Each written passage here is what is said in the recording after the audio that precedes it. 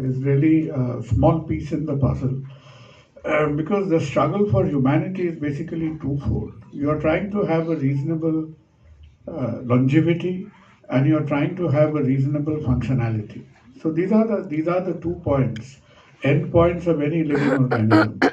Now, what is happening basically is that, like every 365 days you live, the next year your probability, your longevity will increase by 21 days. That is the current 21st century calculation.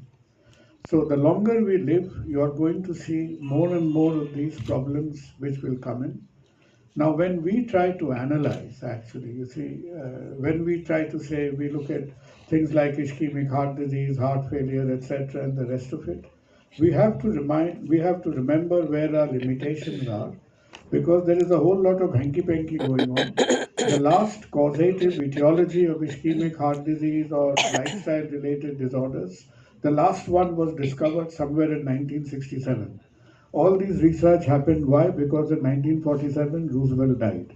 It is only because Roosevelt collapsed and died in front of the US Congress that your Framingham study and everything started. Framingham study was concluded in 1962-63. By 67, you had a world of wisdom around you about lifestyle diseases. And from 1970s, 80s, 90s, we are just doing different kind of plumbing work. Somebody is stitching, somebody is blowing up stents.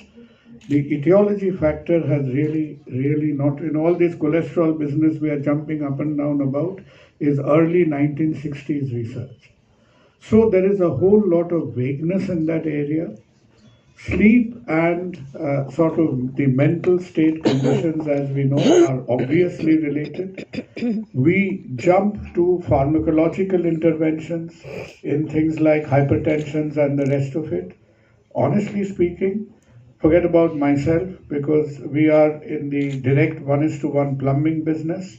Even our physician colleagues, whether it is somebody in general medicine or cardiology, so if you see a cardiologist or a physician today with a suspected hypertension of around, say, 150, etc., does that physician now have the equanimity of mind to tell you, I'm going to do lifestyle interventions, don't quarrel with your wife, sleep well, eat well, come back, see me after 15 days, your hypertension will resolve, your mental disturbance will, that life of milk and honey concept, I don't think is being applied.